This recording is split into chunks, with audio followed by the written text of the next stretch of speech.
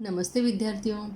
Doctor कीर्ति की हिंदी की दुनिया में आपका स्वागत है। आज मैं आपके लिए कक्षा 9वीं हिंदी लोकवाणी इकाई दूसरी वहाँ से छठा अध्याय सागर और मेघ यह लेकर आई हूँ, जिसे राय कृष्णदास जी ने लिखा हुआ है। इसकी हम लोग आज व्याख्या देखेंगे। पहले हम परिचय देख लेते हैं। राय कृष्ण जी का जन्म 13 नवंबर 1882 को वाराणसी उत्तर प्रदेश में हुआ और उनकी मृत्यु 1985 को हुई।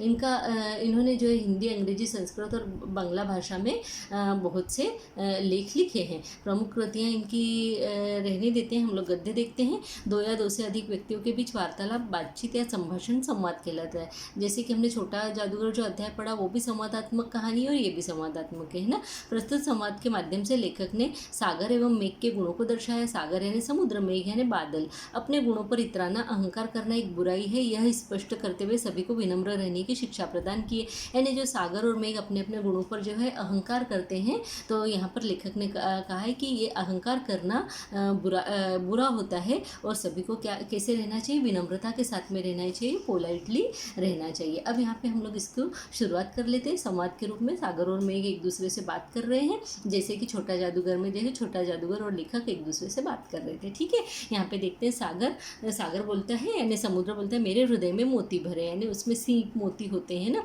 मेघ बोलता है, हाँ वे ही मोती जिनके कारण है मेरी बूंदें, यानी मेरी बूंद जब उस सीप में पड़ती है तभी उससे मोती बनते हैं, ऐसा मेघ ने बोला। सागर बोला, हाँ हाँ वही वारी जो मुझसे हरण किया जाता है, चोरी का गर्व। तो वो बोलता है सागर कि हाँ हाँ वही वारी यानी वही जल, वही पानी जो मुझसे तुम हर के ले जाते हो, यानी छीन के ले जाते हो और फिर बाद में वापस मेरे सीप के अंदर डालकर और मुझे गर्व दिखाते हो, चोरी करते हो पानी का और गर्व दिखाते हो। मेघ बोलता है, हाँ हाँ वही जिसको मुझसे पाकर बरसात की उमड़ी नदियाँ तुम्हें भरती है। मेघ बोलता है, मैं तो वो सारा पानी जो है मुझसे तुम पा लेते हो। किस तरीके से मैं बरसता हूँ, नदियाँ भर जाती है और नदियाँ जो है मुझसे पाकर और पूरी की पूरी भर जाती है ना। वो बोलता है, हाँ हाँ वही जिसको मुझसे पाकर बरसात की उमड़ी नदियाँ तुम्हें भरती है, यानी बरसात की जो नदियाँ भर जाती है वो भरने के बाद में कहाँ जाकर मिलती है, समुद्र में जाकर मिलती है। सागर बोलता है, बहुत ठीक, क्या 8 महीने नदियाँ मुझे कर नहीं देंगी? तो सागर बोलता है कि हाँ सही बात है,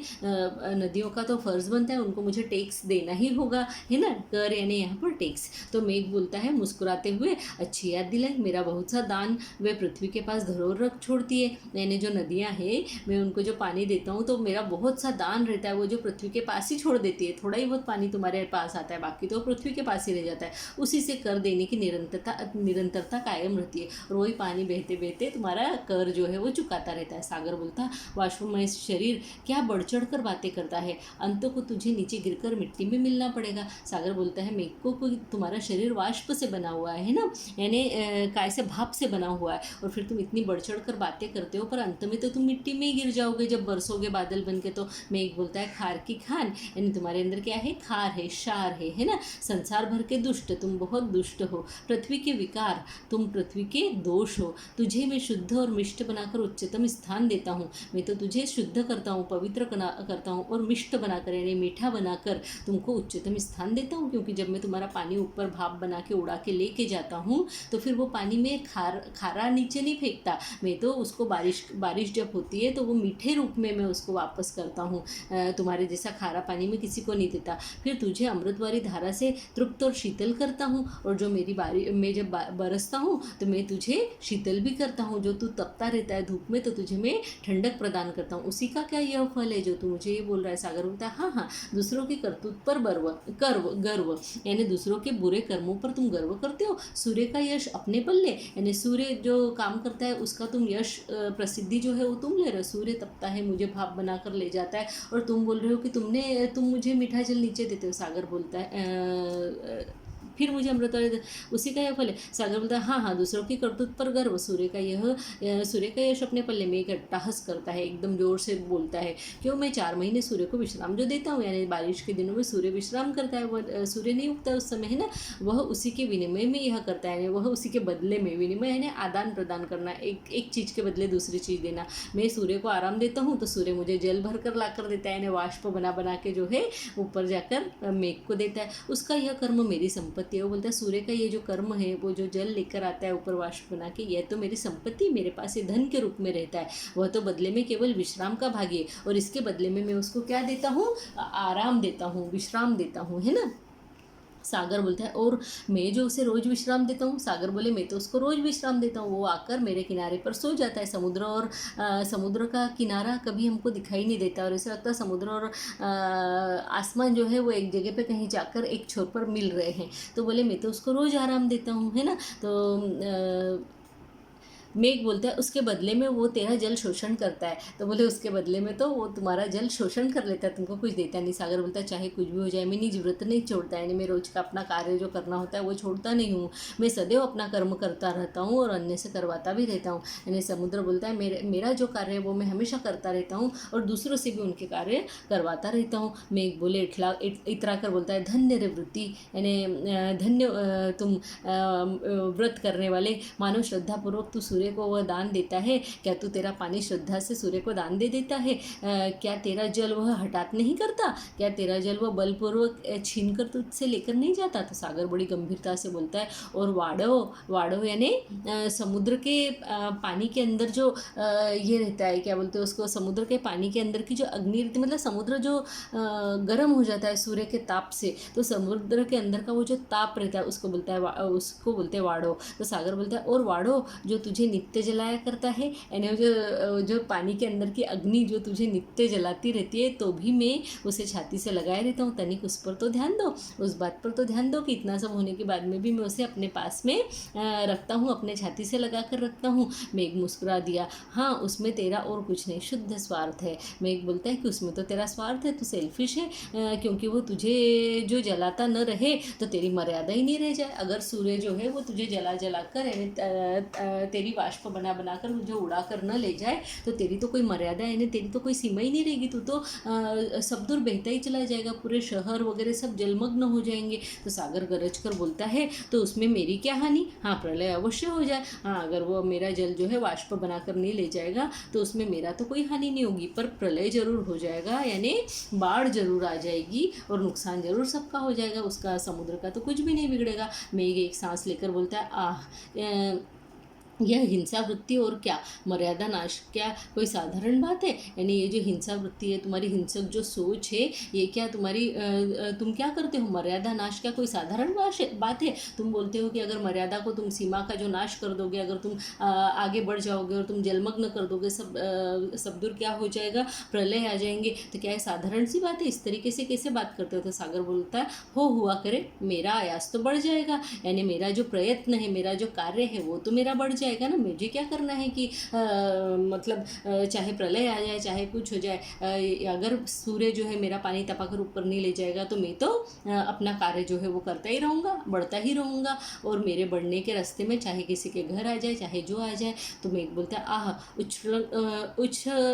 उछलंग उच्छृंखलता की इतनी बड़ाई, वो बोलता है इतनी उच्छृंखलता और इतनी बड़ाई, यानी इतना उत्पात मचाते हो और इतनी बड़ाई करते हो। सागर अपनी ओर तो देख, सागर बोलता है अपनी ओर तो देख, जो बादल होकर आकाश भर में इधर से उधर मारा फिरता है। वो बोलता है कि तू तो बादल है और आकाश में तेरी कोई एक जगह नहीं है, दिन भर इधर उधर मारा फिरता है। मेघ बोलता है धन्य तुम्हारा ज्ञान, मैं यदि सारे आकाश में घूम फिर के संसार का निरीक्षण न करूँ और जहाँ आवश्यकता हो वहाँ जीवन दान न करूँ तो रसा नीरस हो जाएगी और उर्वरा से संध्या हो जाएगी। तू नीचे रहने वाला ऊपर रहने वालों के इस तत्व को क्या जाने। वो बोले कि अगर मैं घूम कर सारे संसार में ये न देखूं कि कहाँ कहाँ पानी की आवश्यकता है और मैं पृथ्वी पर उस जगह पर जहाँ आवश्यकता है वहाँ बारिश न कराऊं, तो फिर तो ये जो ज़मीन है, ये रसा है पृथ्वी है ना, ये जो ज़मीन है ये कैसी हो जाएगी, अनुपजाऊ हो जाएगी, फिर तो उसमें कुछ अन्य धान्य उगेगा ही नहीं। तो तू नीचे रहने वाला क्या जाने इस बात को, मेरे इस तत्व को क्या जाने, मेरी इस बात को क्या जाने। सागर बोलता है यदि तू मेरे लिए ऊपर है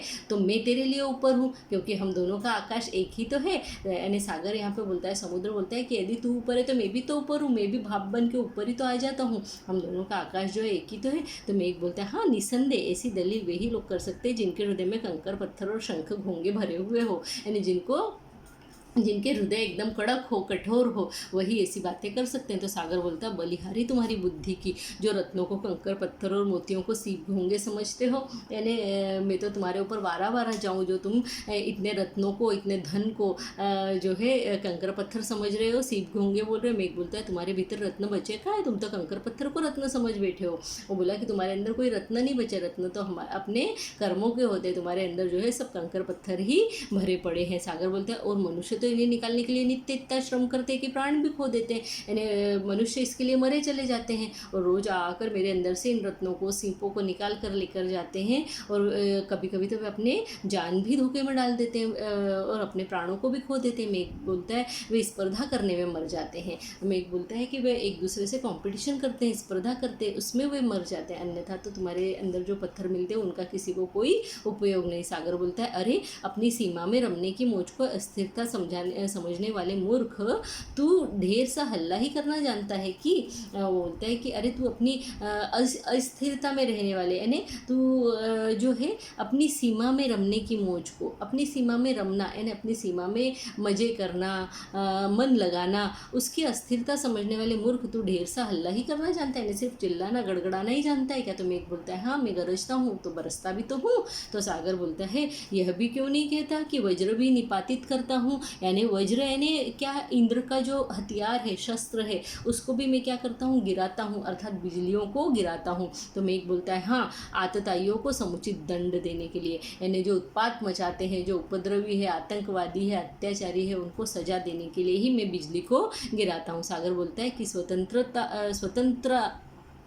स्वतंत्रों का पक्ष छेदन करके उन्हें अचल बनाने के लिए, यानी जो स्वतंत्र है उनको तकलीफ दे के उनको गतिहीन बनाने के लिए, जो अपने कार्य करे उनके कार्यों को तुम रोक देते हो। तो मेघ बोलता है हाँ तू संसार को दीन करने वाली उच्छृंखलताओं का पक्ष क्यों न लेगा, तू तो उन्हें छिपाता है ना। तो बोले तू तो उन उत्पाती लोगों का ही जो है पक्ष लेगा, और तू संसार को दीन करने वाली, यानी संसार को जो गरीब करते हैं, उत्पात मचाते, उन्हीं लोगों का पक्ष लेगा, क्योंकि तू तो उन्हें छिपाता है ना, तू उनको छिपा के अपने अंदर रख लेता है। तो सागर बोलता है हाँ मैं दीनों की शरण अवश्य हूँ, मेरे पास में जो भी दीन गरीब दुखी आते हैं उनकी मैं शरण अवश्य हूँ। तो मेघ बोलता है सच है, अपराधियों के संगी तुम, अपराधियों के संगी हो तुम, जो गलत कार्य करते हैं उनके संगी साथी हो तुम, है ना, उनके दोस्त हो, मित्र हो तुम। यही दीनों की सहायता है, और कि संसार के उत्पातियों और अपराधियों को जगह देना और संसार को सदैव भ्रम में डाले रहना, यानी इसको तुम गरीबों की सहायता करना बोलते हो कि तुम उत्पातियों को और अपराधियों को जो गलत करे उनको अपने अंदर जगा दो, अपने जल में जगा दो, स्थान दो, और संसार को सदैव भ्रम में डालते रहो, उसको जो है उसको धोखा देते रहो। तो सागर बोलता है दंड उतना ही होना चाहिए कि दंडित चेत जाए। सागर बोलता है कि दंड या सजा उतना ही दी जानी चाहिए जितने में जो है जो भी दंडित व्यक्ति है, जिसको सज़ा दी जा रही है, वो जागरूक हो जाए, उसे अपनी गलती का एहसास हो जाए, उसे त्रास हो जाए। अगर वह अपराजित हो गया तो बोले उसको सिर्फ तकलीफ होनी चाहिए, अगर वो अपराजित हो गया तो पता नहीं क्या होगा। तो मेघ बोलता है हाँ यह भी कोई नीति नहीं है कि आतताई नित्य अपना सिर जो है, यानी उत्पाती लोग जो है नित्य अपना सिर उठाना चाहे, यानी बार बार उत्पात मचाना चाहे, और शास्ता उसी की चिंता में नित्य शस्त्र लिए खड़ा रहे। शास्ता यानी शासक, तानाशाह जो होते हैं वो उसको मारने के लिए, उसको झुकाने के लिए नीचे अपने शस्त्र हाथ में लिए खड़े रहे, अपने राज्य की कोई उन्नति न करने पावे क्या? यानी अगर यही करते रहेंगे, आतंकियों का ही ध्यान देते रहेंगे, तो फिर अपने राज्य की उन्नति कैसे होगी? तो सागर बोलता भाई अपने क्रोध को शांत करो, क्रोध में बात बिगड़ती है, क्योंकि क्रोध हमें विवेकहीन बना देता है, यानी गुस्सा जो होता है उसमें सब बातें बिगड़ जाती है, हमें वह विवेकहीन बना देता है, अच्छे बुरे की सोच हमारी खत्म हो जाती थी। तो फिर मेघ बोलता है थोड़ा शांत होते हुए, हाँ यह बात तो सच है, हम दोनों ने अपने अपने क्रोध को शांत कर लेना चाहिए, अपने अपने गुस्से को शांत कर लेना चाहिए। सागर बोलता है तो आओ हम मिलकर जन कल्याण के विषय में थोड़ा विचार विमर्श कर ले, यानी हम लोगों के कल्याण के लिए, उनके अच्छे के लिए कुछ विचार कर लेते हैं, आपस में मिलकर विचार विमर्श कर लेते हैं। मेघ बोलते हैं हाँ मनुष्य हम दोनों पर बहुत निर्भर है, यानी आसमान से बरसने वाली वर्षा पर भी और समुद्र के पानी पर भी मनुष्य जो है बहुत निर्भर है, क्योंकि समुद्र के रास्ते से क्या करते हैं, जो आवाजाही भी होती है ना, माल का आदान प्रदान होता है, इस तरीके से जो समुद्र का जल भी हमारे बहुत काम में आता है, और बादल जो बरसते हैं वो भी। तो मेघ बोलता है हाँ मनुष्य हम पर निर्भर है। सागर बोलता है मेरे क्षार से मनुष्य को नमक प्राप्त होता है, मेरे अंदर जो क्षार है यानी खार है उससे मनुष्य नमक बनाता है, जिससे उसका भोजन स्वादिष्ट बनता है। और मेघ बोलता है सागर भाई हमें कभी आपस में उलझना नहीं चाहिए, हमें कभी झगड़ना नहीं चाहिए। सागर बोलता है आओ प्रतिज्ञा करते हैं, फिर हम सब मिलके प्रण कर लेते हैं हम दोनों कि अब हम कभी घमंड में एक दूसरे को अपमानित नहीं करेंगे, यानी हम दोनों एक दूसरे को अपना अपना घमंड नहीं दिखाएंगे, और घमंड के चक्कर में न मैं तुम्हें अपमानित करूं न तुम मुझे अपमानित करो, बल्कि मिलकर जन कल्याण के लिए कार्य करेंगे, बल्कि हम दोनों मिलकर और लोगों के भले के लिए कार्य करेंगे। तो मेघ बोलता है मैं नदियों को भर भर कर तुम तक भेज दूंगा, यानी मैं नदियों को भरता जाऊंगा, बारिश कर करके नदियों को भर दूंगा और भर कर तुम तक भेज दूंगा। सागर बोलता है हाँ, मैं सहर्ष उसे उपकार सहित ग्रहण करूंगा, मैं उसको खुशी खुशी एहसान मानकर, तुम्हारा एहसान मानकर उसको ग्रहण करूंगा, यानी अपने अंदर ले लूँगा। यहाँ पर आप विद्यार्थियों, मुझे पूर्ण विश्वास है कि सागर और मेघ यह कहानी आपको अच्छे से समझ में आ गई होगी। यह जो संवाद लेखन है ये आपको अच्छे से समझ में आया होगा। इसमें अगर कोई भी परेशानी हो, प्रॉब्लम हो, तो आप मुझे कमेंट बॉक्स में लिखकर पूछ सकते हैं। मेरे इस चैनल को लाइक करें, सब्सक्राइब करें और अपने फ्रेंड्स के साथ में शेयर भी जरूर करें। मिलजुल कर पढ़े, घर में रहे, सुरक्षित रहे, स्वस्थ रहिए। धन्यवाद, नमस्ते।